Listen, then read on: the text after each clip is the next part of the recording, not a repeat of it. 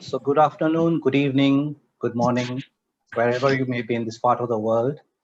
Thank you for joining on this seminar. So today we are going to discuss and also inaugurate the book Tuhfatu'l Muwahiddin, so which was Rammohun Roy's earlier work. So this book has been jointly published by Sadharan Brahmo Samaj in collaboration with the Raja Rammohun Roy Memorial Museum. So we have the president of Raja Rammohun Roy Memorial Museum, Dr. Mukherjee Ghosh, with us. So may I request Dr. Mukherjee Ghosh to say a few words. Good evening. Good evening. This is a gratifying occasion for us all, especially the Raja Rammohun Roy Memorial Museum, Kolkata, and Sadharan Brahmo Samaj to welcome you. The year 2022 marks the 250th birth anniversary of Raja Rammohun Roy, the man who ushered in the modern age in India through his contribution in practically all fields of life. We had decided to celebrate the occasion in a befitting manner, but as you know, the museum proposes pandemic disposals.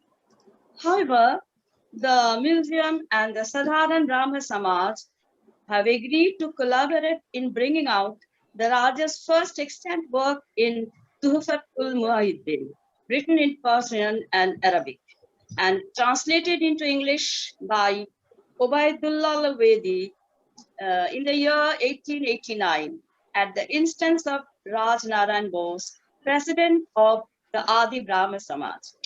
The book has been much in demand, particularly among visitors to the museum from the Western world. And we are glad to announce the forthcoming publication and invite you all to the formal launch of the Raja's gift to the monotheists. Thank you. Thank you, Madhusridi. In fact, thank you, Madhusridi. In fact, this book was scheduled to be published on Raja's birthday on 22nd of May this year. But unfortunately, due to the pandemic and other reasons, it was not possible for us to bring this book out.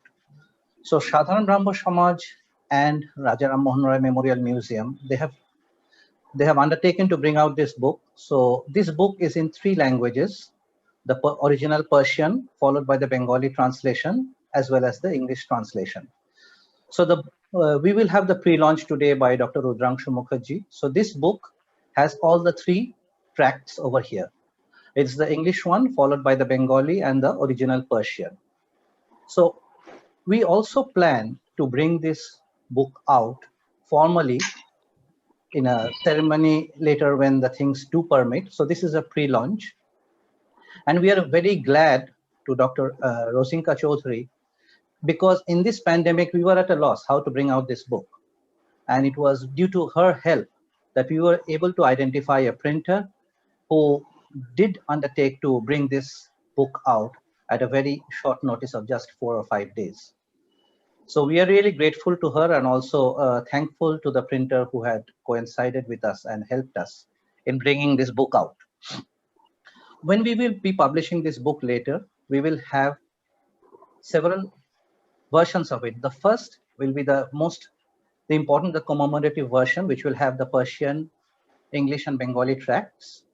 We also plan to bring out 2 other copies of the same book. One will have the Persian and the Bengali translation, and the other will have the Persian and the English translation. And we plan to have that book out soon. So all credit goes to Sadharan Brahmo Samaj and Raja Rammohun Roy Memorial Museum in sponsoring and working in this venture. So may I request Dr. Rudrangshu Mukherjee to formally pre-launch and inaugurate the book Tuhfatu'l Muwahiddin. Thank you, Amit. It is a real honor to be able to launch this book, a book that I think is a foundational text for modern India, and it upholds some universal values. And it is remarkable that these values were first articulated in as early as 1804. So that's the edition that's coming out. And as you heard, it's in 3 languages. So it has first the Persian translation, which is of course in our conventional sense of the word from the back of the book. And then we have the English translation, Ubaidul El Ubaid, and then the Bengali translation by Jyotindranath Das, which was done in 1950. So that's the book, and I hope it'll have a wide circulation. And to repeat myself, I'm really honored to be able to launch this book. Thank you. So thank you, Rudrangshu. So we will have this book ready in a very short while. And we plan to send copies to not only to Rudrangshu, but also to Dr. Devji and Sudipta. So may I request Rudrangshu to take over the proceedings of today's program.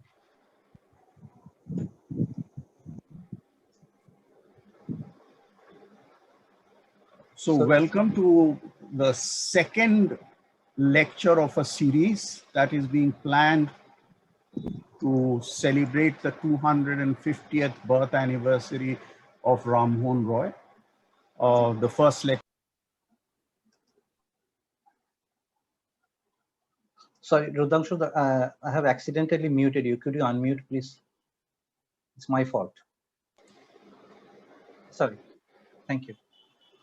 So welcome to the second lecture in a series to celebrate the 250th birth anniversary of Rammohun Roy. The first lecture was last month. We plan to have a lecture every month through the year. We are very privileged that the second lecture is being given by Faisal Devji on the subject, giving himself away, Rammohun's Persian critique of religion. Faisal is professor of Indian history at the University of Oxford, and he's a fellow of St. Anthony's College. He did his PhD at the University of Chicago. He has taught in Yale and the New School of Social Research at New York. He's the author of many significant books. The most important, the two that I actually love most, the one on Gandhi and the other on Pakistan, the idea of Pakistan. So we are very deeply privileged to have him speak. And then there'll be a discussion at the end of it. The discussion will be led by Sudipta, who I'll introduce before he speaks. First Faisal will speak, then there will be Sudipta speaking, and then we can have a Q&A. I'll open it up to the audience. May I request that after the 2 lectures are over, or even during when the lectures are going on, if you have any questions, don't put up the questions on the chat box, because it is rather distracting for the speaker to see something popping up on the chat box. I would suggest that you put on the chat box your name and say that you have a question. And then at the end of the 2 talks, I will look at the chat box, and one by one, I'll ask the persons to put forward their questions or comments, whatever. And I hope we'll be able to accommodate as many such comments and questions as possible. Faisal Devji, welcome, and yours to take away. Thank you very much, Professor Mukherjee. It really is an honor to be asked to speak at this event, not least on the subject of one of the most interesting and important figures of India's modern history, Raja Rammohun Roy. I'm also delighted to have my old friend Sudipta Sen join me at this event. So the Tuhfatu'l Muwahiddin, or gift to the monotheists or the monists or the Unitarians, we can come back to what that word means exactly, is, of course, as I'm sure you all know, a critique of religion. But I want to say something about what kind of critique it is. Now, we tend to be familiar with two kinds of critiques of religion. One is a theological critique in which the author either criticizes their own religion or someone else's religion from the point of view of the true religion, whatever that might be. And the other kind of critique tends to be a secular one in which all religions are subject to appreciation or criticism from a vantage point that is removed from the search for religious truth. And this secular form of critique, of course, tends to presume the existence of a liberal state, which exists as a neutral third party that has somehow managed to separate itself from the world of religions, if only institutionally.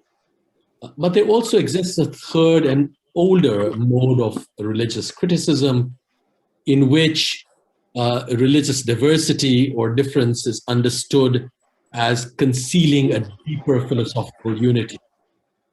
And this form of religious critique is still familiar in India today. It has become a kind of vernacular form, often named by these terms like Sarva Dharma Sambhava. It had also, I would like to suggest, become the standard Mughal position on religion, where the empire or the court, at any rate, was meant to be the site at which a philosophical understanding of the true unity of religions could be achieved. Now, Roy's text belongs to none of these critical models. And the three I've mentioned, of course, are very briefly mentioned. He rejects the possibility explicitly, either that one religion can be true, or indeed that all religions might be true at the same time. So he doesn't seem to have much truck with what I'm calling the vernacular or Mughal idea of a deeper unity which can be understood monistically or mystically or philosophically in some way. Yet he doesn't stand outside religion either. So he's not a secular thinker in the sense that he takes a position outside all religion. His text maybe is post-Mughal in some ways. He's not really interested in, if you will, unity and diversity, but it is not secular either. So it might be post-Mughal and say pre-secular, pre-colonial in that sense, because he has no position or vantage point from which to speak, but he does so from within religion in an imminent and, I want to argue, really ambiguous way. And I want to focus on this ambiguity in a text which is otherwise crystalline in its clarity. Now, it's interesting to note that the state or political domain or the realm of rulership is almost absent from this text. It is mentioned twice. Kings are mentioned twice. And on both occasions, what Roy does is to repudiate the comparison between political and religious authority or practices. But I can come back to that. So unlike in a kind of secular model, the neutral third party, the position occupied by a liberal state just does not exist in this text. It is a text that is entirely set within the social or within society. And its arguments emerge from within it.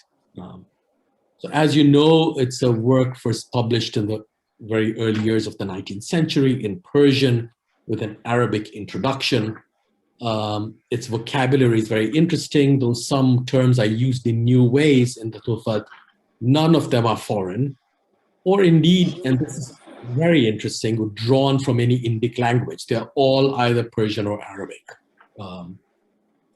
So that even when practices that are familiar from Hinduism, for instance, are named, or practices from other religions are named, bathing in rivers, the worshipping of idols, the sanctification of trees, etc., these do not receive any name from, as it were, their own languages or traditions. They're all described in terminology that could be understood as, in quotes, Islamic or Islamicate. So for instance, Raja Rammohun Roy uses terms like halal and haram to describe not just Muslim ideas of what is legitimate or licit and what is illicit, but also to describe rules of caste, purity, and pollution. He also uses terms like mujtahid and muqallid. A mujtahid is generally an Islamic religious, a jurist, technically speaking, someone who expounds the faith, and a muqallid is someone who follows. So these terms are used just not for Muslims, but for people of any particular religious persuasion. They're used i.e. for religious teachers and their followers. Now, since Mughal texts, for instance, had made so much use of Sanskrit and other vocabulary terms when discussing religious diversity and practices, this attitude, this terminology that Rammohun Roy uses is really, I find, quite fascinating.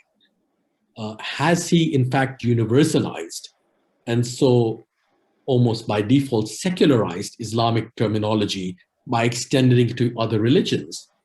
Or is he mounting a universal argument in deliberately Islamic terms? Has he, as it were, taken terms which might be seen as being Islamic and separated them from Islam? Or is he speaking from within that tradition against it? These terms are not deployed as translations or in an exercise of religious comparison, unlike in many Mughal texts. So if you look at a text like Dar al-Shuko's Majmu' al-Bahrain, he has a set of correspondences between Sanskrit and Arabic or Persian terms, and he wants to show how they actually related to each other. This is not true of Rammohun Roy's use of Arabic and Persian vocabulary. He seems to use this vocabulary not for comparative purposes, but in a purely descriptive way. He really universalizes it. So apart from its quite stringent focus on Arabic and Persian derived terms, even for practices which have no meaning or place in Arabic or Persian forms of description and analysis, the Tuhfat is also really quite economical in the kinds of individuals and groups it names. So here too, it is not like a Mughal text, which is all about diversity. There are very few individuals and groups named. In fact, there are only 4 individuals named. And these are Alexander the Great and David. And these are named only by way of passing, David, the Hebrew prophet. And then Muhammad and Nanak, Guru Nanak. These are the 4 characters in the text. And as far as groups or communities are concerned, there are 2 primary ones: Ahle Islam, Muslims. He doesn't use the word Muslim or Musalman. He uses the people of Islam, Ahle Islam, and the Qawm-e Barahim, or the Brahmin, the group of Brahmins. Europeans are mentioned only once, Ahle Farang, the people of the Farangs, people from Franks, mentioned only in passing as a group whose inventions are compared to the tricks of Indian jugglers. So they don't have a particularly exalted place in this text. There are no Christians, Jews, Buddhists, or Zoroastrians mentioned. And the texts that are cited in this work, the references, are only from 2 books. One is the Quran, and the other is the Divan of Hafiz, the Persian poet Hafiz. So in other words, I think what all of this does is tell us how it is not religious diversity that really is the issue for this text, not because Rammohun Roy doesn't acknowledge it, but because he's actually interested in not difference, but similarity. The limited number of terms and of figures mentioned in the text, I think, tell us that each one can stand for the others. He doesn't need to give you a long list of differences.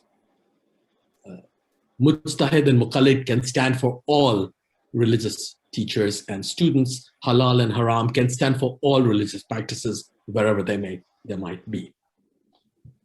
Now, what is the argument of the text? I won't go through its details, of course, but it begins in this manner, where the Raja says that while the truth of religion cannot be known for sure,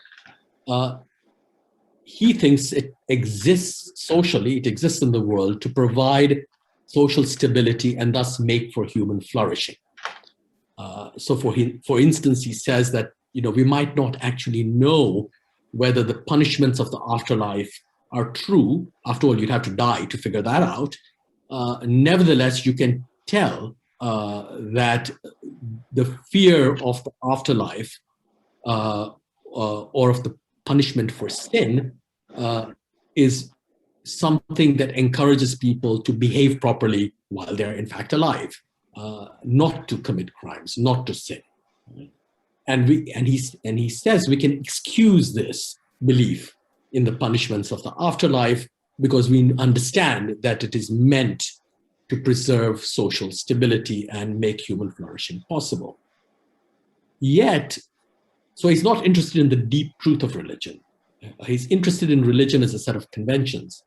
Yet the problem he faces is that the very effort of religious teachers to ensure social stability and human flourishing through religion ends up promoting irrational beliefs and practices that compromise it. So religion, which is a social reality that apparently exists to make human flourishing possible, actually ends up compromising it. And the Raja's question is the following: why is religion so self-destructive in this way? And can it, in fact, be rescued from itself? Can convention, which is what he takes religion to be in society, protect human flourishing? And he asked this question, let me repeat, without any reference to the state, to rulers, to kings, to politics, or to the possibility of a separate space outside religion. Now, religion for him represents convention, or what today we would call society, because it is defined by habit and upbringing. And the words he uses are familiar to all of us: adat for habit and tarbiyat, upbringing. So whatever their truth claims, these entities, adat and tarbiyat, are meant to guarantee stability, but as he argues, do not, in fact, do so. What needs to happen then is that they need themselves to be disciplined or regulated by being measured against or judged with reference to nature. And the word he uses two words for nature: fitrat and tabiyat. And fitrat is generally something ingrained, and tabiyat, as you know, is a kind of disposition, the way in which things are, how things behave, how animals behave, how plants behave, how the earth behaves, etc. But nowhere is there a reference to nature in a scientific sense, in a modern scientific sense. Nor is there a reference to the laws of nature, which his younger contemporary, Syed Ahmad Khan, would eventually make into the touchstone of his theory of religion. And he called it Qanun-e-Fitrat, the laws of nature, literally. And that, of course, was taken from English. For Rammohun Roy, nature seems to mean nothing more nor less than everyday experience, tajruba. Right? So in the passage when he talks about Guru Nanak, for instance, he's critical of Guru Nanak, by the way, as he's critical of all religious leaders. He says that people who believe in religious leaders are people who do not have experience, are people of little experience, na tajruba. And the text itself, in fact, the Tuhfatu'l Muwahiddin itself begins its Arabic introduction with the trope of experience, because it begins with this trope where the author, Raja Rammohun Roy, says, I have traveled all over the world. Of course, he hasn't by 1804. I have been in the hilly lands, Jabalan, as well as in the plains, Sailan, so I understand what how people behave, wherever it is that they live and whatever it is that they believe in. It is that kind of experience that the word nature, names. Now, Rammohun Roy, therefore, wants to save religion as convention rather than discover its theological truth. He doesn't think you can discover its theological truth. His argument, therefore, deals only with quotidian experience. But this means, as I suggested earlier, that he cannot actually locate himself on the side of any more profound truth beyond the convention that he's interested in. A convention which has to be regulated or judged by everyday experience, not by mystical truth, not by philosophical certainty, though of course he uses the tools of logic to reveal the reality of everyday experience. And it is this impossibility for him to locate himself anywhere in particular that gives rise to a series of ambiguities in, as I said earlier, an otherwise crystalline text. For his criticism does not represent any particular religion or philosophy, let alone state, but can exist within any one of them. And one of the things I want to suggest is that Rammohun Roy's deployment of a highly Islamic or Islamicate vocabulary is one way in which he, almost as a kind of virtuoso, is able to mount a critique of religion from within the Islamic tradition itself, but not with any particular reference to Islam or any religion. So let me go through some of these ambiguities. The first is in the title itself. So Tuhfat, or Tofa as we know it, gift, there were a number of texts which had Tuhfat in their title, but such texts tend in this time that Rammohun Roy is writing, and indeed from the 18th century, if not earlier, but this kind of text tended to be a polemical text. So it was a gift as a kind of ironic, a gift deployed in an ironic form. So when I think Shah Abdul Aziz writes that Tuhfatu'l Ithna Ashariya, a gift to the Twelvers, which is a group of Shias, it's part of a Shia-Sunni polemic, and the gift is actually a slap on the face of the Shias. It's a gift that to the Shias that is meant to disprove Shiism.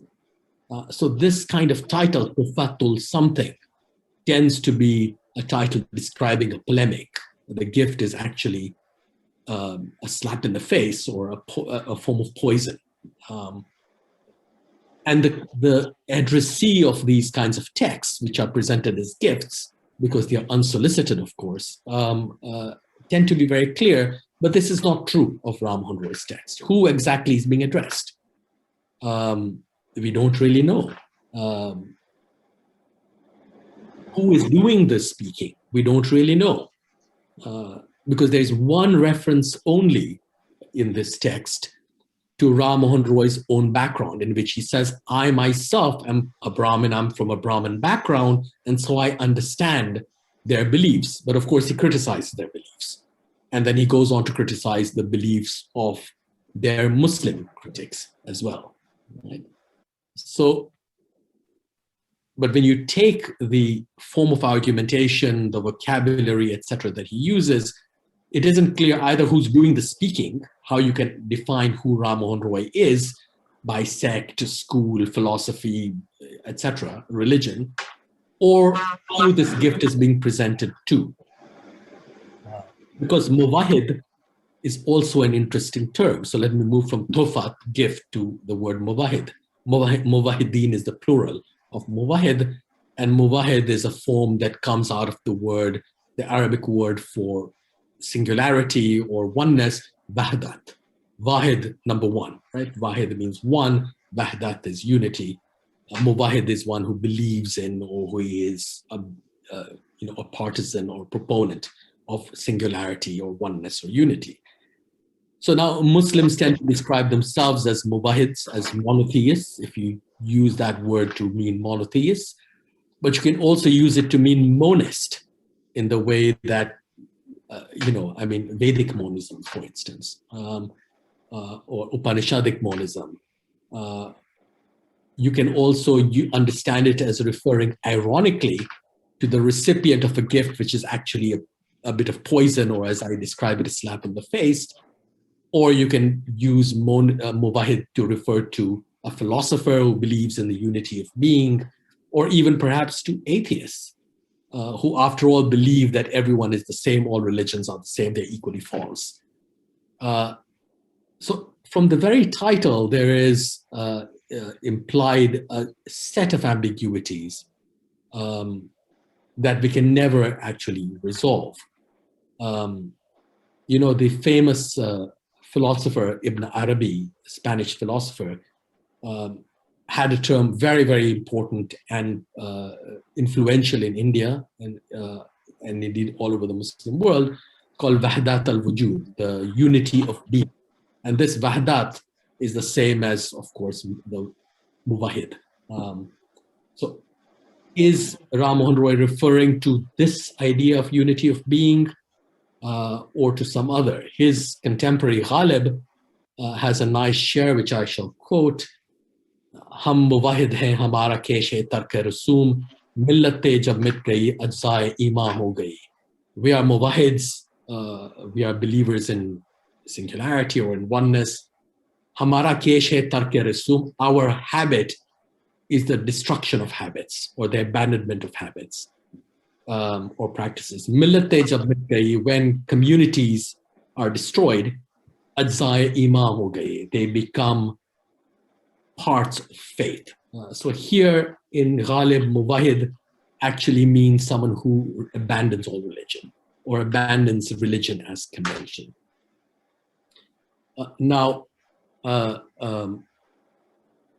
So just to reiterate the point of the fundamental ambiguity of the gift and who a Muwahid even is in Rammohun Roy's text. Let's move to the text itself and note some of its ambiguities. In its first half, the text cites only the Quran for its proofs. And these are bits of the Quran which are highly rationalist, or shall I say skeptical. So Rammohun Roy will make an argument, and then to prove his argument, he will cite the Quran saying things like, do you not see? How can you be so foolish? This sort of thing, a generic set of claims which are all highly skeptical or rationalist in nature. But he includes also on one occasion a salutation to Muhammad as the last prophet. So when we take the first half of the text, what exactly are we seeing here? Is Rammohun Roy positioning his argument as an internal critique of Islam, internal because all the terms used are in fact familiar to Muslim disputation, or is it a polemical use of Muslim scripture against Islam itself? Is the Quran being used in this manner to show up the falsehoods of contemporary Muslim belief? Or is this in fact an esoteric mode of persuading Muslims about the superstitions that they might have come to believe in by using their own texts to disprove them? We don't know. But when you move to the second half of the text, something very interesting happens. The Quran is replaced by what? By the poems or the couplets of Hafiz, the Persian poet Hafiz. All these couplets are anti-religious. They're all about not observing the authority of the wise or the sheikh, the Muslim religious leader, and in fact to fling away the disputations and differences of the 72 sects of Islam and to do nothing more than love ordinary human beings amongst whom we live and to behave with justice and friendship towards them. And this is seen as the only true religion. All right, so very familiar set of sentiments from Persian poetry. But what does it mean that Rammohun Roy moves from a kind of highly Islamic first half of the text in which Muhammad is named and saluted and in which the Quran is deployed to the second half where the Quran disappears, Muhammad disappears, and what you have is the poetry of Hafiz? Have we moved from a theological to a philosophical or even atheistic form of reasoning? The last sentence of Tuhfatu'l Muwahiddin is also very interesting because it basically tells you, Rammohun Roy ends his text by saying, by the way, the salutations that I have previously bestowed upon a prophet, he doesn't mention Muhammad, but Muhammad is the only person he has named in the text with the salutation. This, of course, is I've only done by way of convention, right? Because people do such things out of politeness. So again, you end the text by the reaffirmation of convention, and that is exactly what he thinks religion is about. It's terribly polite. He's not critical. He doesn't repudiate these conventions, but he wants to make sure that they are, in fact, conventions. He wants you to understand that that's all they are. Now, the quotations from Hafiz, I think, suggest by their substance that what Rammohun Roy is doing is shifting from the kind of convention defined by the Quran and the Prophet and all that, which is one that is made possible through fear, the fear of God, and the fear of the punishment of the afterlife, as I mentioned earlier. That is one way in which conventions get established, right? By fear, fear of authority. So he moves from that way of thinking about convention and of religion as convention to love, the second half of the text, because the Hafiz quotations are all about love. And indeed, the ghazal, the genre of poetry in which Hafiz writes, is famously devoted to love. So you move from religion as convention defined by fear on the one hand to religion as convention. It still remains convention, but now it is to be defined by love. So the audience is urged to recognize that the followers of all religions live in the same world and experience it in the same way. So you come back to everyday experience. That their religious truths can only be known after death or at the end of time. And so they cannot, in fact, define convention or social relations. It must be something else. Now, without access either to religious or philosophical truth that is capable of grounding society, in other words, and in the absence of the enforcement of these truths by political authority, which doesn't really exist in this text, Rammohun Roy focuses precisely on everyday experience in order to reconstruct religion as social convention. And he does so because he thinks that even the conventional form of religion, which is meant to secure society and human flourishing, seems to be fragmenting and turning into its opposite. So his argument, it seems to me, is neither mystical and monistic, nor philosophical and scientific. It is certainly skeptical, and it might even be atheistic. There's one moment in the text when he mentions dahr. Dahr is the Arabic word for time, and dahriya is often the term used by Muslim critics or philosophers to describe atheists. That is to say, those who believe in the eternity of time, those who believe that it is time that rules the world and not God. Dahr also refers to the material world, so materiality itself. And in this little phrase, Rammohun Roy pairs dahr with tabiat, with nature, which of course, as we know, he likes very much. It's his criterion for judging experience. So it seems to me that that way of thinking about truth, which might even be atheistic or at the very least skeptical, is one that he is probably partial to, though we cannot really tell for sure. But what I'd like to end with then is to suggest what I did earlier, that this way of thinking about religion and criticizing it as convention is not secular either. It may not be mystical and monistic. It may not be philosophical in the kind of Dara Shikoh or Akbar or Abul Fazl sense, and it is certainly not scientific in the 19th century way. It is skeptical, it might be atheistic, but it is not secular. It does not have a position, a third neutral position. It does not refer to any political order or state from which religions can be viewed as from a distance. There is no distance.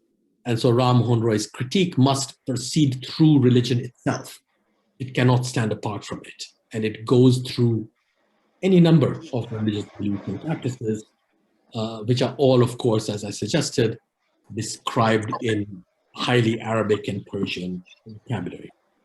So let me end with these somewhat speculative thoughts on a text that I think is really absolutely fascinating. I'm not entirely qualified to pronounce upon it, but it seems to me to tell us something about Indian rationalism and critical thinking before the establishment of the colonial secular order. Thank you. Faisal, thank you so much. That was indeed an enriching experience. If I could borrow one of your own phrases, one can only admire and even envy your crystalline clarity. Thank you so much. Thank you so much. It is now my embarrassing duty to invite Sudipta Sen. Embarrassing because Sudipta could not escape being my student at Presidency College and the University of Calcutta. But in spite of that misfortune, he went on to do a PhD at the University of Chicago, like his friend Faisal Devji. And then he is now a professor of history and the director of Middle East and the South Asia program in the University of California, Davis. He has also taught in UC Berkeley. And he's the author of many books on late Mughal and early British rule in India. But his latest book is a departure from his primary focus of interest. It's actually on the Ganga, a river with many and long paths. So, Sudipta, all yours. Thank you so much, Rudrangshu. And I think that had it not been under your tutelage, the rest of what you just said wouldn't have followed anyway. So,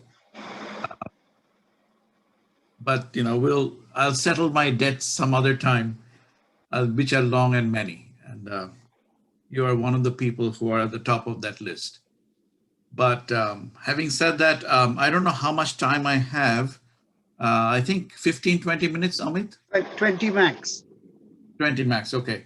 So I cannot, I don't want to sort of repeat all the fantastic exposition Faisal provided. What I wanted to do instead was to put this text in a little bit of a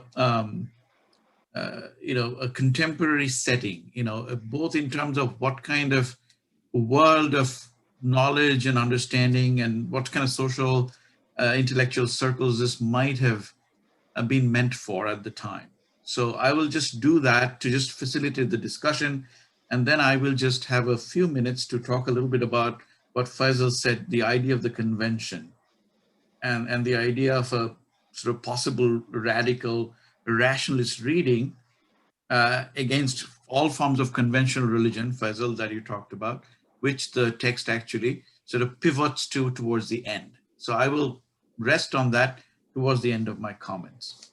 So just so that, and this is for, all of you probably know much of this, but just to put it in perspective, this was a world, what we can call it the sort of the Persianate world of Bengali in the company era, right? So think of Rammohun's own family. His great-grandfather, Rai Rayan Krishna Chandra Bandyopadhyay, was a highly placed Hindu official in Mughal Bengal, and his grandfather, Brojobinod Bandyopadhyay, was a trusted official in Nawab Alivardi Khan's court. And at a certain point during his tenure, worked directly when Emperor Shah Alam had a sort of a government in Bengal in eastern India. You know, he worked for him. And then his father, Ramkant, who later sort of moved away from administrative work and tended to his own estates, he also began his career in Murshidabad. And Rammohun, from what I understand, apart from Banaras, was also in Patna at a certain point in his youth, where he was, you know, furthered his knowledge of Persian. And obviously Persian was something that was, you know, practiced as, you know, if he wanted to be part of, you know, the officials in that world of management of finances, revenue, etc. Now, the Tuhfat was published in Murshidabad, and the dates are sort of 1803, 1804. And the attacks against Tuhfat, which came in many forms, especially for colonial officers, actually in some ways triggered the founding of the religious society in Rangpur, you know, which he started. And then that would lead to the founding of the Atmiya Sabha, and after he settled in Calcutta in 1814. So in some ways, you know, we have read this text in the context of that subsequent history. And what you did today, Faisal, was sort of, you know, in some ways take us back to a point in which we are not necessarily beholden to that huge controversial, you know, and interesting history of what happened afterwards.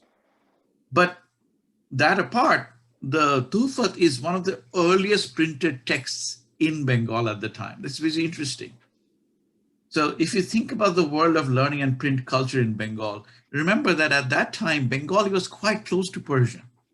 In fact, there are forms of, you know, Persian and Bengali that one could refer, especially in judicial affairs, that one could allude to. So, you know, I'm just thinking about Rammohun's own sort of linguistic, philosophical milieu in which this text is being composed. It's quite amazing to think that the Calcutta Madrasa was the only, you know, formal school of learning in that sense, established in 1781. Just 4 years before this, the Fort William College had just been established, right? And the William Carey had just been brought in to direct the program there before, of course, they would decide to take that kind of training for officials to Hailbury College. The only newspaper that was there was the Hickey's Gazette. This was even before Samachar Darpan was started by the Srirampur missionaries or the Calcutta Journal of James Buckingham. What is interesting is that after Rammohun started, launched the Shangbad Kaumudi, the newspaper in 1820, you know, he also launched the Miratul Akhbar, the Persian newspaper. That was much later, of course, 1820s, but it's interesting to see what he said about that. He wanted to have a newspaper in Persian to reach Indian subjects who would not be able to read either English or Bengali, but other subjects of the company and the British Empire. And as you know, that Rammohun had written quite eloquently about that how an enlightened liberal opinion was a key to a prosperous British Empire in India. How do we place this early, you know, salvo then of the Tuhfat? Rammohun was in touch with the people of the missionaries, Srirampur and the Fort William College, Burlow, Colebrook, Gilchrist. He definitely knew Mrityunjay Vidyalankar. And then of course, the people that I'm talking about is people like Ramnath Bachaspati, Ramjay Tarkalankar, Kali Prasad Tarko Siddhanto. Of course, Ramram Boshu, by the way, who had written a tract in 1800, which was, by the way, the first critique of Hindu idolatry, although very guardedly, in 1800. He also was in touch with Mir Amman and Sher Ali Afsos, who I don't know very well. I mean, in terms of, not much has survived of their work. And the government Gazette of 1816 and its notice of Roy's tract, it's very interesting. Roy's tract was called a translation of the abridgment of the Rammohun Roy's, a translation of an abridgment of the Vedanta. And he said, that says that, Rammohun began his studies by learning Persian as he considered the knowledge of that great language necessary for, and I quote, to every native of any distinction. And then from Persian, he was led as a matter of course to Arabic and the Quran, and then from there to the study of the Bible and in English, etc., etc. That's the sort of sequence that the government Gazette sort of lays out in as early as 1860. Now, in this early sort of, the rise of what we can today call the official Orientalism of the East India Company and its patronage of certain kinds of scholars, Rammohun is obviously not directly placed in that context, but there's a relationship. William Carey, he's writing public disputations, right? And in fact, he gets his professorship because, this whole idea of the opponent and the proponent, he wants the pundits and the Maulavis of the college to help the students understand how this kind of disquisition. And then in the Tuhfatu'l, there is a moment and he says that I think Rammohun wanted to write another text called Manzaratul Adiyan, the Manzar, the survey of all the religious traditions, to actually further explicate, his position on how these religions are, juxtaposed to each other, which he never did, or at least we have never found that. But apparently this would have been composed in this way: a dialogue between a proponent and an opponent, which by the way he uses very skillfully when he's writing against, the tracts denouncing sati and, asking for liberal reform. Roy would go on to compose a Bengali grammar for the Calcutta School Book Society. And he would write a letter in the India Gazette later, as you know, that the English in Bengal should adopt Bengali as the official language of communication. In fact, not just in Bengal, but in India, at least that part of British India, because he thought that,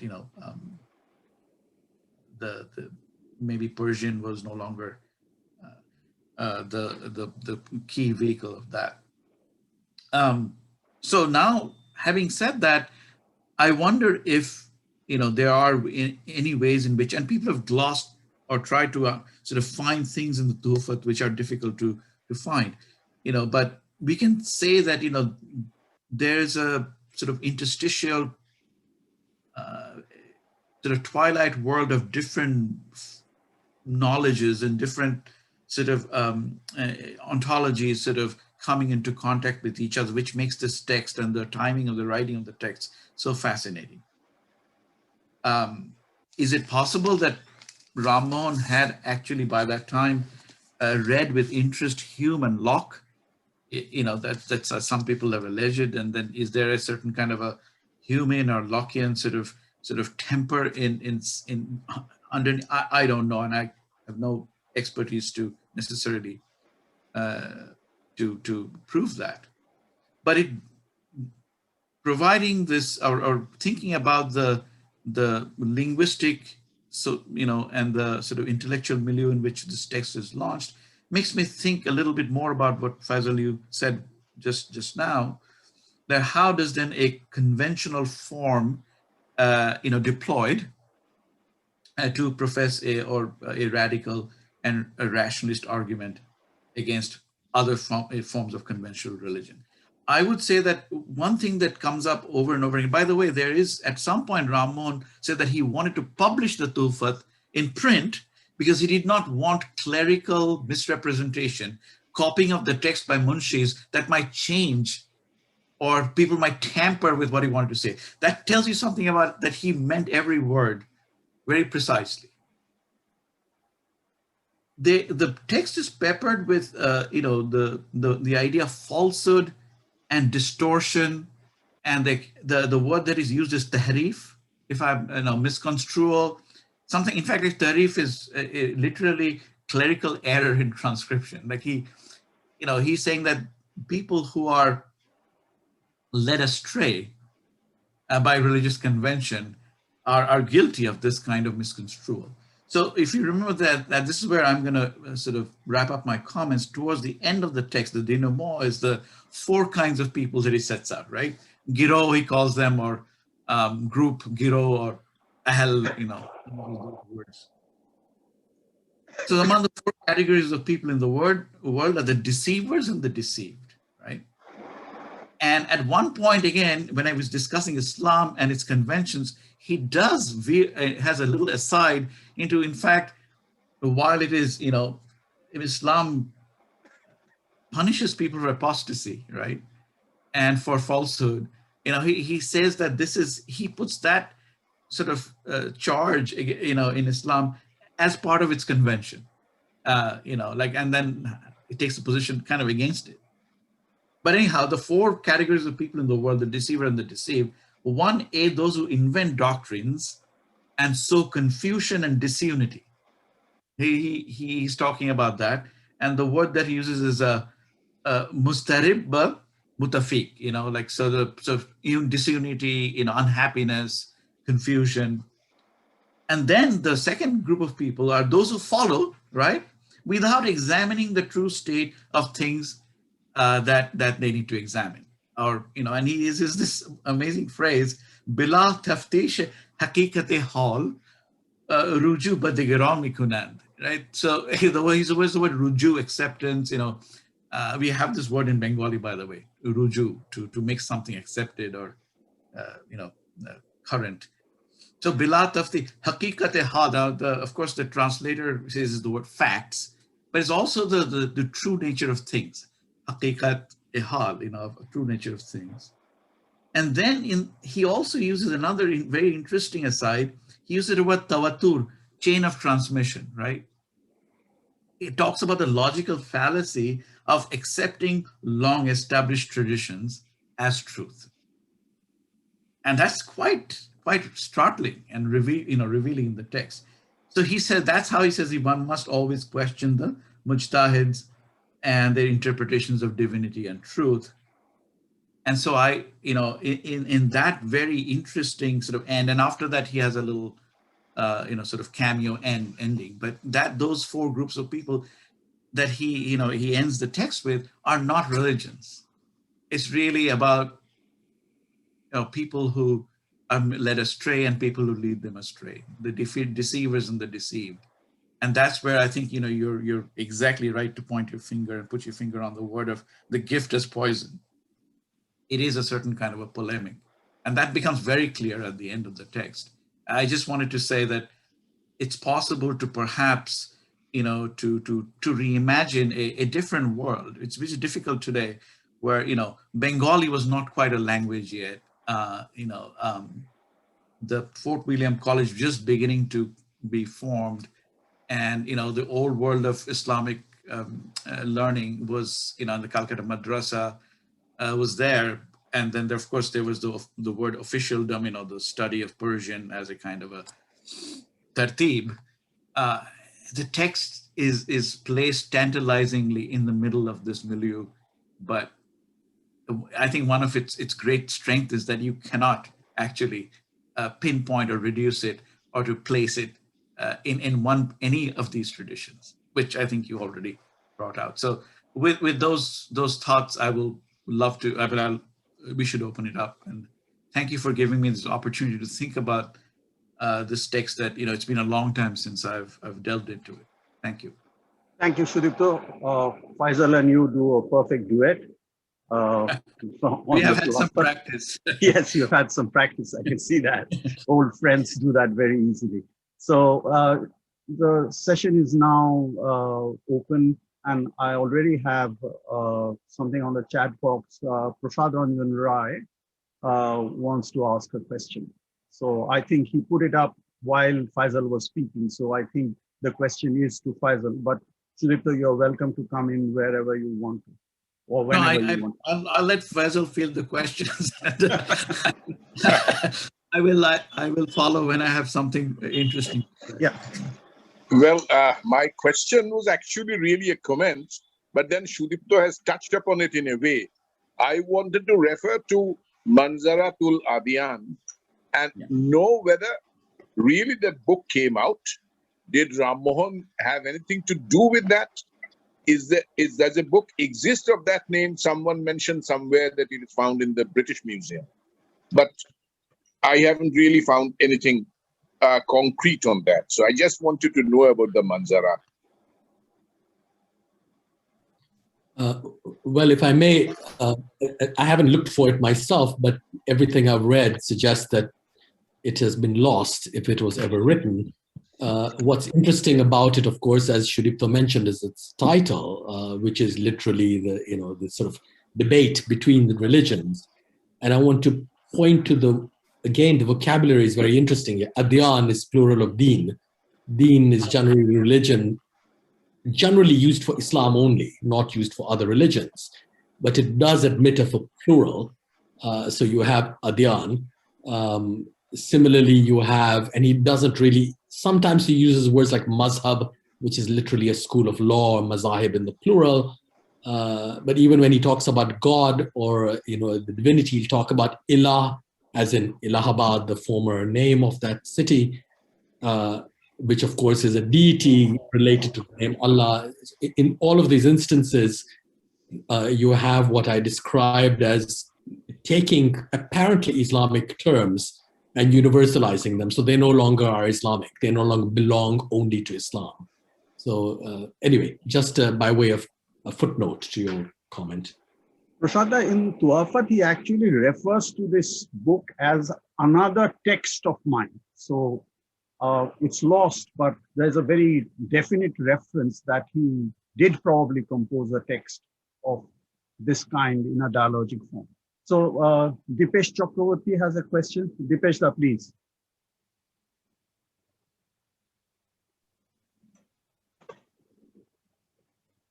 Dipesh,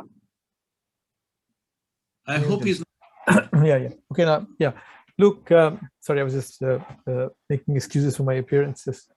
Ran out of bed to listen to the two of you. But it was wonderful to listen to both of you. It was a great presentation. And I wanted to ask a question which sort of connects back to the discussion we had the last time when Rudrangshu spoke.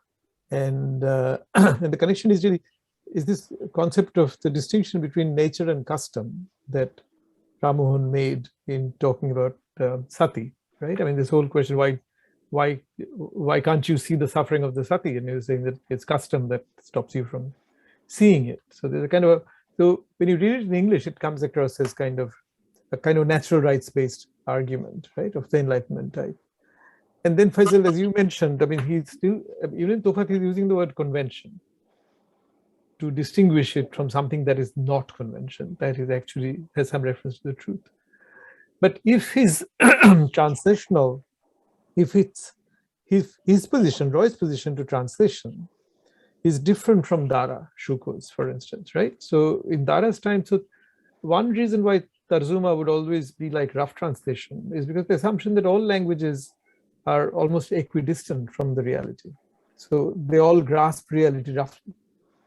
And therefore, a term in Sanskrit might roughly correspond to a term in Arabic, and it doesn't matter. The roughness doesn't matter. Whereas Rammohun seems to be able to make a distinction between what's convention and and what's reality. See, from Dara's position, you don't need to be able to make that distinction because you're all equidistant. And all religions, all languages might be grappling with reality with equal amounts of failure, as it were. And that could be the ground for commonness of religions or commonness of spirituality, whatever. So my question is really, so what is there? I mean, first of all, there must have been Islamic language philosophies available to Rammohun about theories of representation, relations between word and the world. Is he drawing on any of those? How does he come to be so sure that that there is a distinction between convention and what is called nature, and that such a distinction can be both assumed and defended if required? Well, this is where one way in which he still is related to that Darashuko world, I think, is in his frequent assertions that you cannot actually know. You can infer the truth, but you cannot know it. But that allows him to actually set it aside. So, he'll say that, well, we can infer that there must be a God, and, he must be beneficent and all the rest, but you can't know very much more about him than that. And everything else is in the world of convention. So though the distinction— convention is different. So I know a convention when I see different customs. So is the observation of difference the ground for saying something is conventional? And the way they can be judged is, so the traditions he seems to be drawing upon are those of Arabic logic, and the text is scattered with these quite technical terms, opposition of sort of logical oppositions and various forms that come out of the kind of science of logic which would have been taught in madrasas anyway, and it would have been taught so as to allow students to distinguish between, in terms of their reasoning.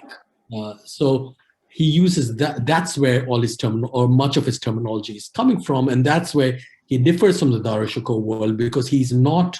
There is almost no, to my recollection, no use of anything that we would today call mystical or monistic or theosophical. He sets aside the truth as being unknowable fundamentally, and he's not doing the Ibn Arabi or Darashikoh or Faisal thing.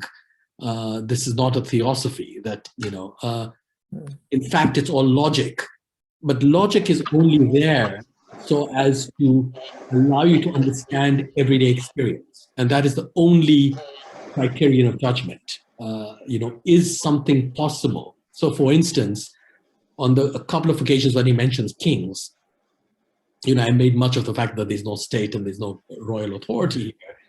On one occasion, in both cases, rebutting the argument of the religious. And one argument is that a word that Sudipta mentioned, tawatur, which is otherwise a very Islamic legalistic term, of the, how you can trace back a chain of authorities to get to the truth of, a certain assertion was made by Muhammad or something.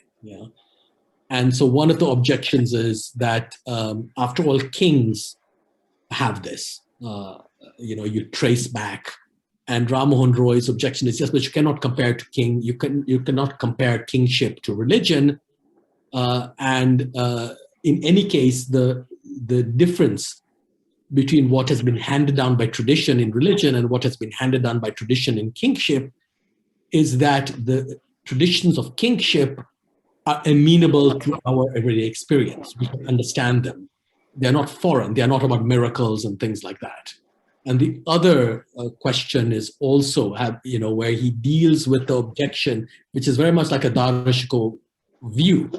That is to say, just as kings change their laws according to time and place and people, so too religions are different because of the differences of times and place and people. And they can all therefore be true in their own ways. And he says, no, they cannot, because you cannot compare kingship to God. That kingship is variable. And so again, what you end up with is the appeal to individual experience which is common to everyone, and which makes no claims to divine truths or philosophical verities. And that's what I find quite interesting about him. Otherwise, it's the language of Arabic logic. Okay, thank you. Just wanted to... Faisal, since you just stopped at the point of Arabic logic, I have one clarificatory question and another slightly more deeper question. One is, in the Arabic introduction, according to the translator, Rammohun uses the word, by inference I have arrived at. So what is the Arabic logical term for inference? And was this a standard practice? Or induction, sorry, not inference. He uses the translator uses the word induction. So what is the Persian term for induction? And was this a standard Arabic logical practice at this time to do things by arrive at conclusions through induction? That's one question. And the second is, Tuhfat has right through the text, both what you call the first half and the second half, the reference to one supreme being. And it seems to me this is an anchor for Rammohun. He is not willing to yield on this point, that there is one supreme being. Do you think that is why he is calling it monotheist, gift to monotheists? Yeah, I think, about induction, I don't at the moment recall the word, but when I was reading the text, it didn't strike me as being, I mean, I'll look it up, obviously, but it struck me as being unusual. And so these forms of inference are commonplace. So they would have come from the tradition. As for the, Sudipta might remember the word, but as for the supreme being, I wonder actually, because Muwahiddin refers to the believers in unity and not to the unity itself, not to the Godhead or divinity or something itself. And for God, he uses, as I was suggesting, words like ilah or izad, which is a pre-Islamic Persian term, again, very neutral. It can be used for anyone. It has no religious specificity. So on the one hand, neither has supreme being any religious specificity. No, I mean that it doesn't even belong in particular to the Islamic tradition. So he either pluralizes or expands terms that are taken to be Islamic and makes them universal or non-Islamic, or he takes terms like izad. So, but I just wonder whether when he refers to the supreme being, whether in fact he's also referring to reality itself as one, not to a specific deity or being, but the reality principle itself, because that is what allows him to make the argument that everyone's experience is the same. What is the same are not their beliefs, but the fact that, as he puts it in the text, you will recall that everyone lives under the same sky and suffers the same cold and heat and rain and all the rest. So the experience is what is actually the same. And I just wonder whether the supreme being actually might also be a reference, if you will, not to monotheism, but if you will, monorealism, or that reality is one. And that's how we can actually judge. Just to add to that, Faisal, very quickly, one is, of course, this text does celebrate, therefore, rationality. Yeah. And the faculty of reason, for which Rammohun actually has an older, and the word in which God appears is I would use the word civilization. Civilization produces God in a certain Nietzschean sense. But the other thing I wanted to sort of, going back to what Dipeshda said earlier, is that how does one then place Hafiz in this equation? So when those lovely couplets from Hafiz and the subject of love and hab and that sort of thing, is there a backhanded sort of reference therefore to, well, Sufi or other ideas of which are, by the way, connected, because the Sufi sort of Enlightenment tradition did winds its way back to that kind of Ibn Arabi, Al-Farabi sort of, and the debates of the Mu'tazilites, etc. But I just wanted to see how you find Hafiz in this. Yeah, I mean, the thing is, poetry, and certainly ghazal poetry, it has been very popular to religify it or to Islamize it by saying that it deals with mysticism. And yes, of course, it does, in the sense that what we call mysticism depends itself on a philosophical understanding of the world. So in that sense, it's true, but in some ways, it is also a perfectly profane literary form. So, of course, it will mention sacred figures of all kinds, Islamic, non-Islamic, pre-Islamic, but match them with completely non-religious figures.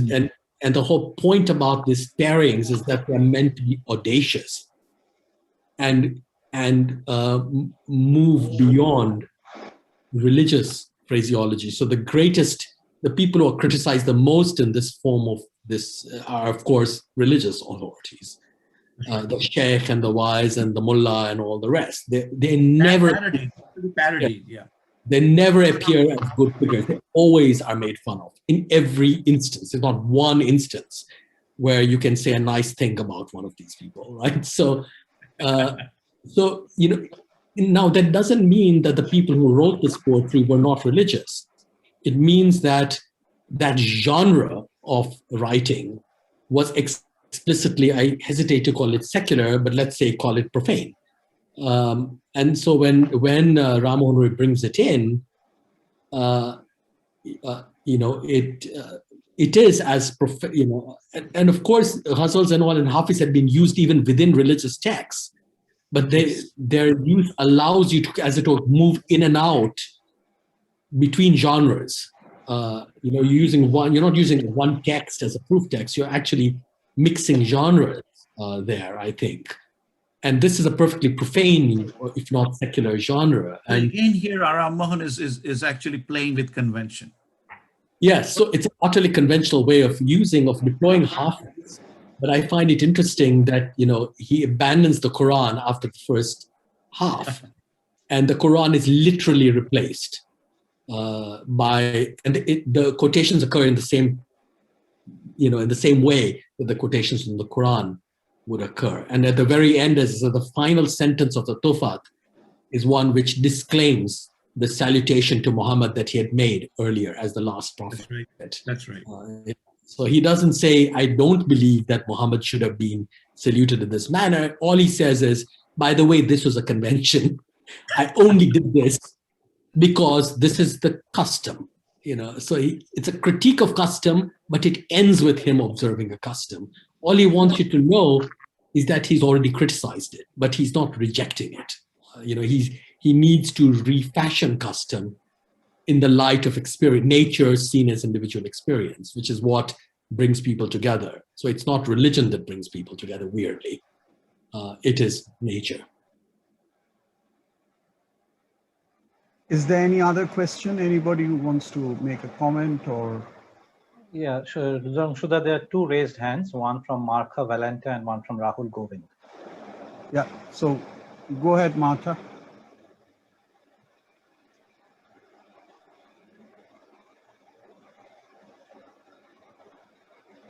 You're muted. Yeah.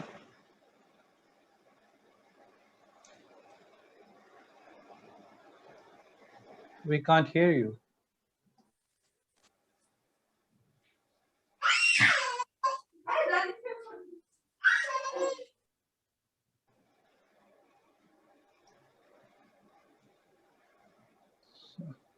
Unfortunately, we can't hear Martha. So Rahul, will you speak first, and then we'll go back to Martha once she's solved her. Or if Martha can type the question on the chat box, then. Or she can put the question on the chat box. Yes. Rahul, will you speak, please? Sure. Thank you so much. Yeah, I just sort of had a question about. It seemed to me that the point where the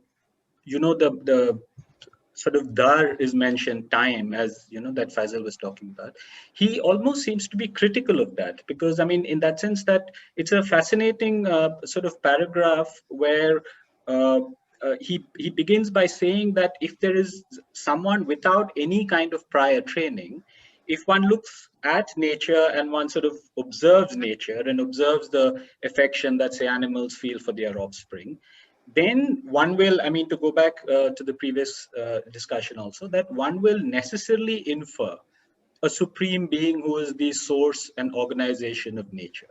So, I mean, it seems to me that this principle of rationality is very closely linked with this idea that nature itself is not enough, but it is governed by a principle of rationality, which is named divine, as it were, because he then seems to move on and in fact, he compares the so-called atheists, the people who believe, he defines atheism as people who believe that nature is itself a creative principle.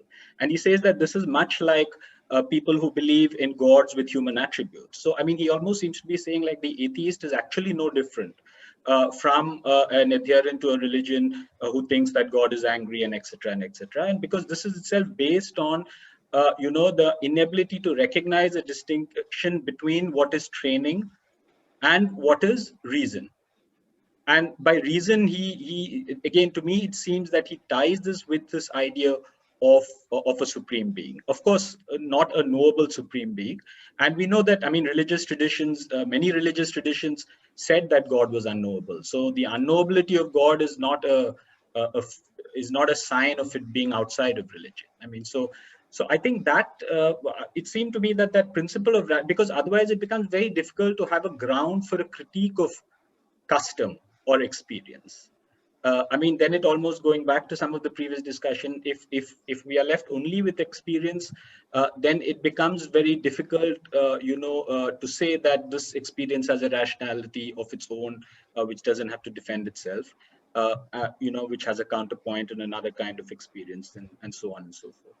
So it does seem to me that in that sense, there is a continuity, that this principle of rationality, that you can question anything, as it were, which is not based on a theory of a God, in some ways is not, I mean, it's difficult to characterize it as outside of religion, or to talk about experience and nature as being the primary framework for looking at things. Yes, thanks very much. I agree, because I mean, the only thing I would say is, well, first is that, when he refers to nature and experience, he doesn't see them as representing the truth, or, the only reality. Though I suggested in response to Rudrangshu that, in fact, when he's talking about the supreme being, he may actually mean not experience, but that the truth is one, or that reality is one, which is why we can all experience it in the same way. But experience, in the way it occurs in the sublunar world, is not, he's not describing that as truth, or even saying that it has absolute access to the truth, which is still unknown. And you're right, to say that God cannot be known is not to say that he doesn't exist, or that, he or it or she, is outside religion or convention. But he doesn't seem to be at all interested, at least in this text, in the mystery of that, or in even trying to figure out, or by whatever means, rational or non-rational, what that being might be, or what it may want. So there's, it's almost like, again, this goes back to the language of logic. It's almost like you infer the possibility of such a being, and it's given, but that's about it. Then you conduct your life in the sublunary world without any certitude, but you are guided by nature and by experience. And what you're interested in, as far as religion is concerned, religion just, if you will, stands in for the social, in my view here.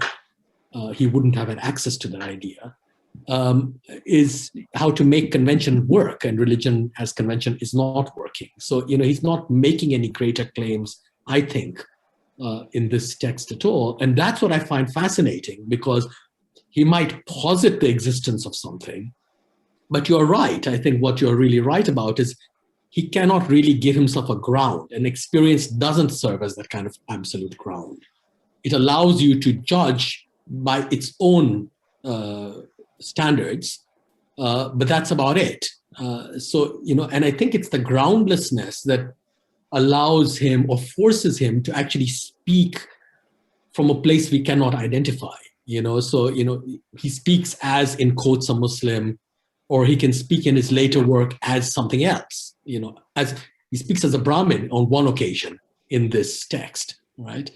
When he's engaged in disputations later on about the nature of the Vedas and things like that, then it's, always a discussion with a learned Brahmin, and, he's placing himself in that.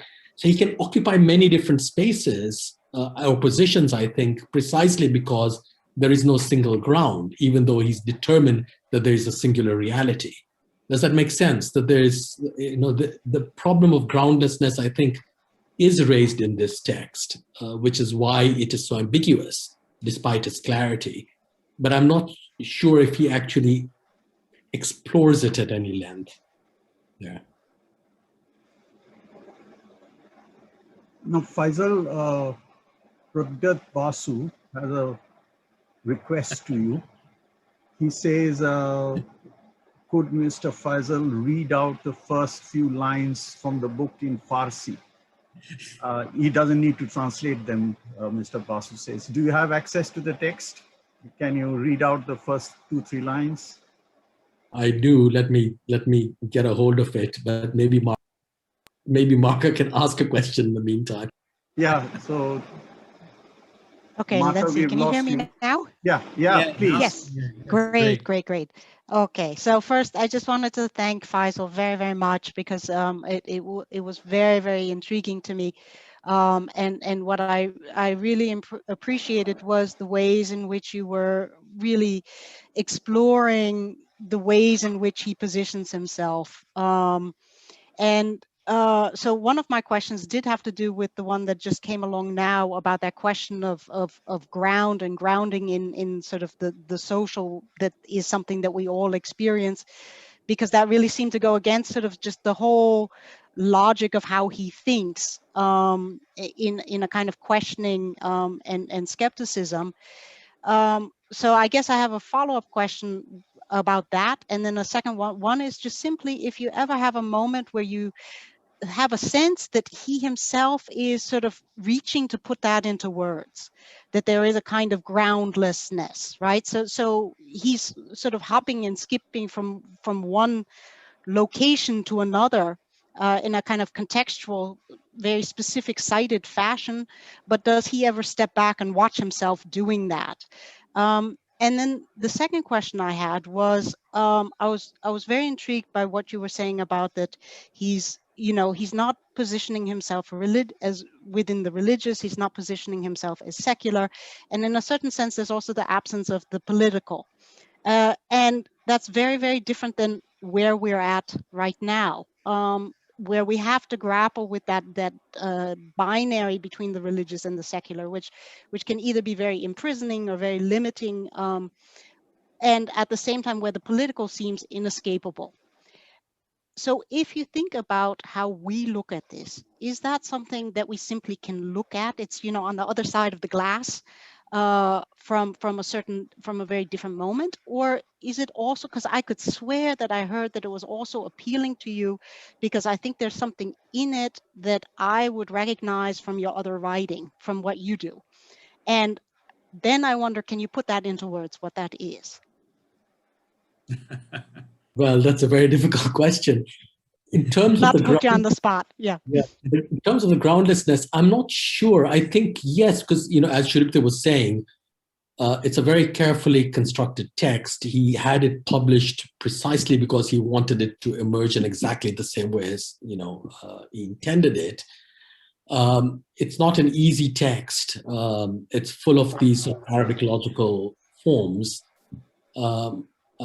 and I'm not as familiar with this period and with the Persian, textual universe of this period to make any more comments than that, except to say that there might be a way in which he is writing that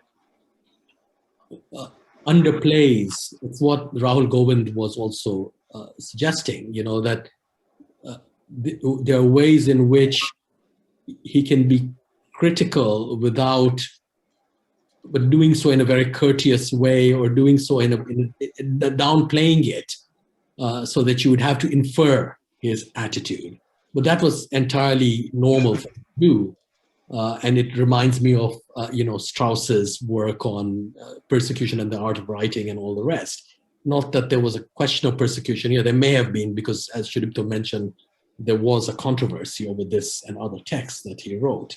But in this text, as opposed to in a lot of the disputations with the learned Brahmins later, he's the ambiguity seems to be a sign that he is fully apprised of what I'm calling the groundlessness or the possibility of that.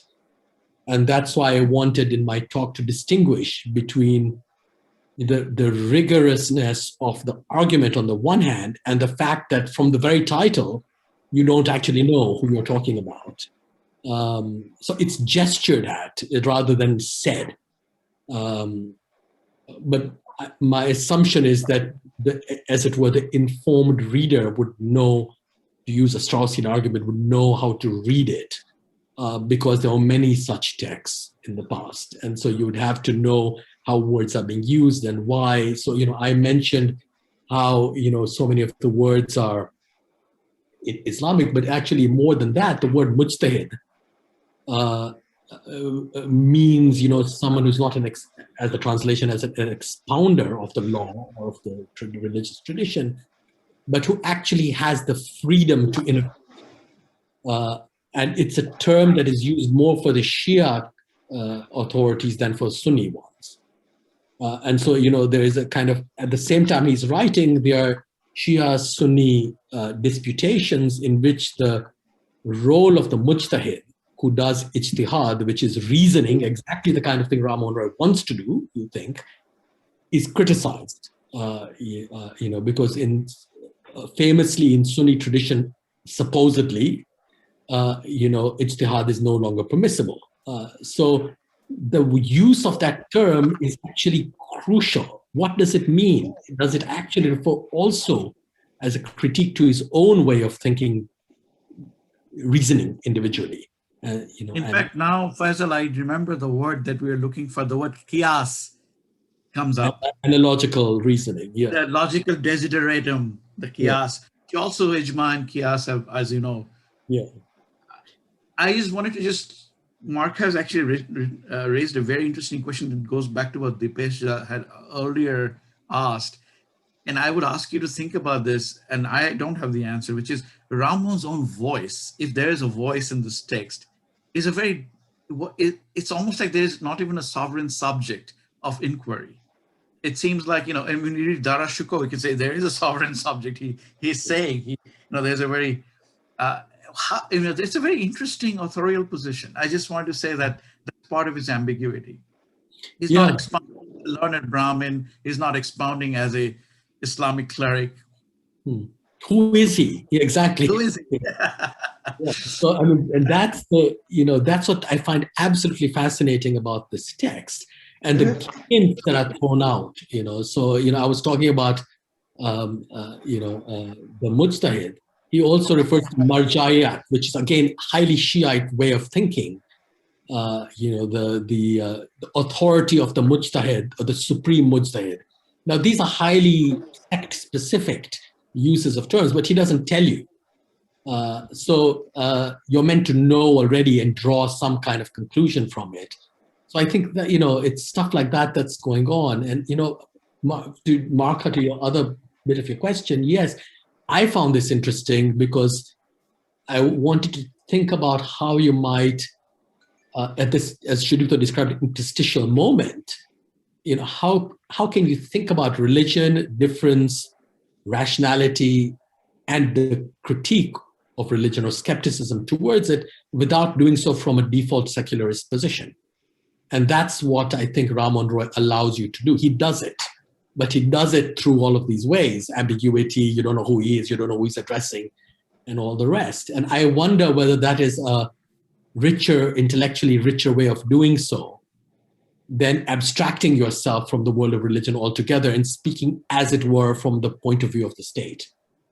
Which has not yet come into existence at this point. Which is why Faisal, will it be an exaggeration to say, since Sudipta raised the issue of authorial voice, will it be an exaggeration to say that Rammohun is speaking just as a human being? Human is in italics? Yes, I suppose you could, because he is interested in the similarity, the sameness of people. That is, he bases himself on that everyone feels the same heat and cold. We have the same kind of experience. And the quotations from Hafiz are precisely to say that one must love one's fellows and do no harm to them. And the only sin is to actually do harm to them. Harm to them, yes. Yeah. So we are running out of time. So did you find the text? Will you just read out? There's another lines? question from Rosinka. Yeah, we'll come to that, but let's finish with Mr. Basu.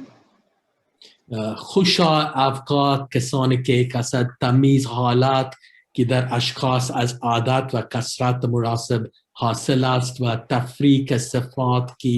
It goes on like this. It's not easy. I'll tell you that much. Thank you, Faisal. Yes, Rosinka. Only if there's time, Rudrangshu. I can talk to Faisal any other time. So if you want to wrap up, I'm happy to sort of not ask. No, if it requires a long intervention, then we'll keep it separate. But if you think it can have a pithy answer, then we can have it out now. I'm not well. I can't say much about the answers. I can talk about the question. I will just mention what it is that I wanted to ask, and if we don't have the time, just shut me up by waving your hand or something. Two questions really, Faisal. Thanks for a really interesting talk.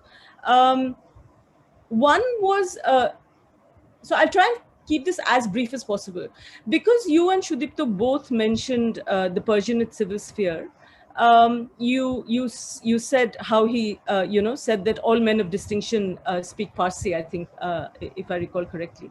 I was just asking, really the question comes out of ignorance more than anything else.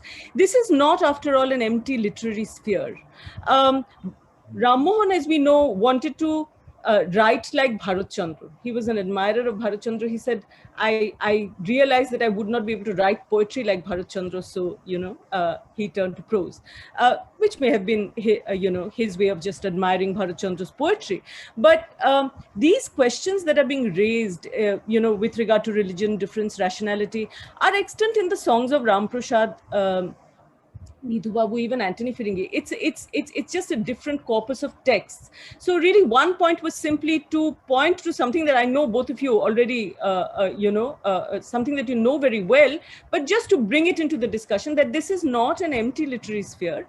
And therefore his choice of Persian and Arabic in this first text would have obviously been located then in reasons other than simply that Bengali hasn't come into existence yet in that sense, because it has really. I mean, if that's the if I read the discussion wrongly, then forgive me. But just to bring in the fact that that the Persianate cultural sort of sphere, which is of course very robust at this time, and I appreciate why you're locating the Tuhfat in that, but just to point towards the consciousness of the choice, and that there must have been something other than simply that there was nothing else, because there was of course so much else.